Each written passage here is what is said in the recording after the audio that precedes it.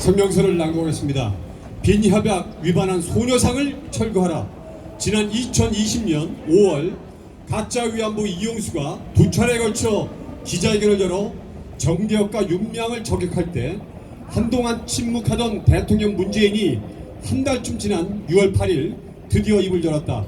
위안부운동은 민간의 자발적 참여와 연대로 성장한 운동입니다. 피해자 할머니들은 스스로 여성 인권운동가가 되어 세계 곳곳에 전시 성폭력 피해자들과 손을 잡았습니다. 시민사회의 많은 활동가들이 연대했고 시민들도 다같이 힘을 보탰습니다. 어린 학생들까지도 수요집회에 참여했고 위안부 문제를 숨겨진 과거로 만들지 않게 노력했습니다. 우리는 대통령의 이 발언을 들으며 위안부 문제가 해결되기는커녕 점점 더 남마처럼 꼬일 수밖에 없음을 직감했다. 한일 관계가 파탄지경으로 돌아가고 있는 위안부 문제에 대한 대통령의 인식이 위안부 실체를 왜곡했을 뿐만 아니라 법치를 부정하고 국가 간의 약속조차 무시하였기 때문이다.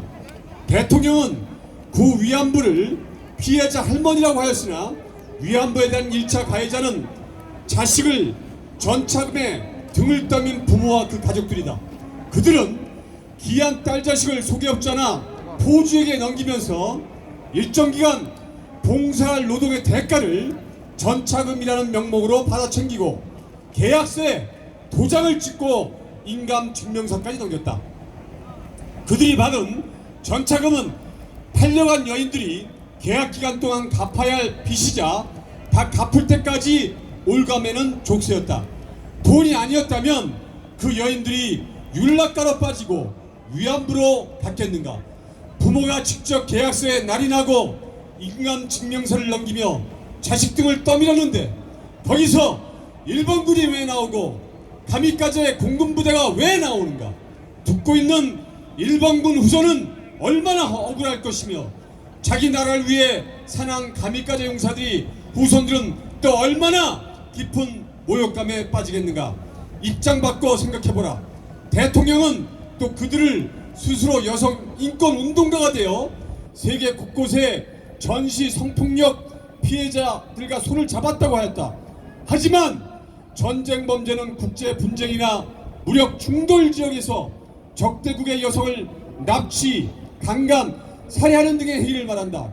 당시 조선과 일본은 상호 무력 충돌 국가가 아닌데다 조선 여인은 일본 국민이었다.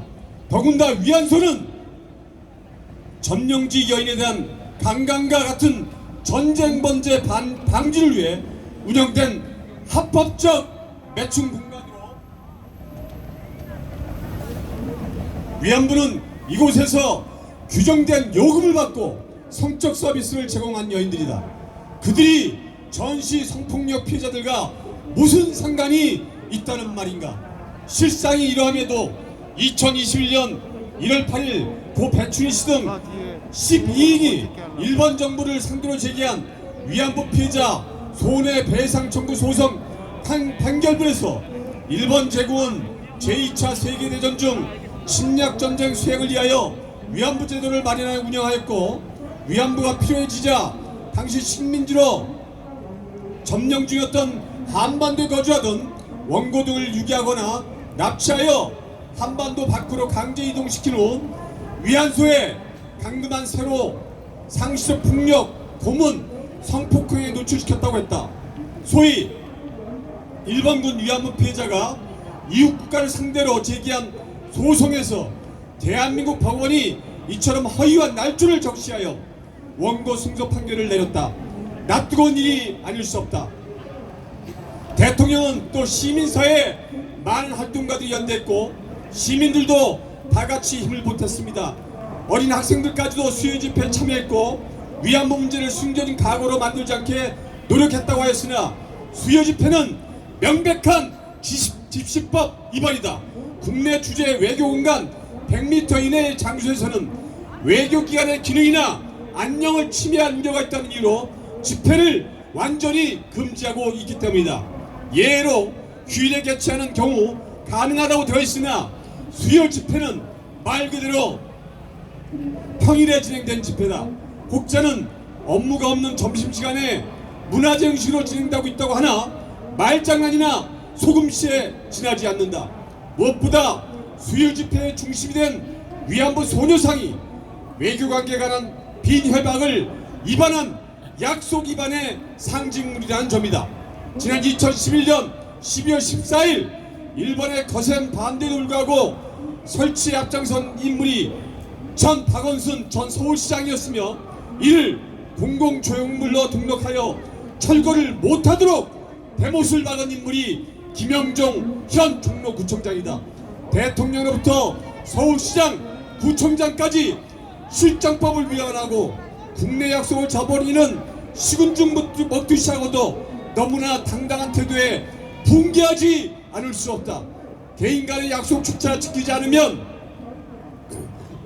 사람 취급을 못 받는 마당에 나라와 나라 사이 약속을 저버리고도 나라 대접받기를 바라겠다는 것인가? 위안부 문제에 있어서 대한민국이란 나라는 국제사회에 두 가지 큰 죄를 저질렀다.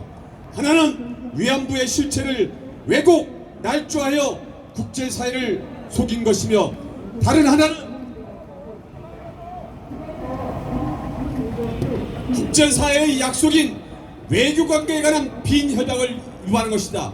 이 모두가 우리 스스로 국제사회의 일원이기를 거부한 우리의 부끄러운 형태가 아닐 수 없다. 이에 우린 단같이 요구한다. 하나, 외교관계에 관한 빈협약을 위반한 위안부 소녀상을 당장 철거하라. 2.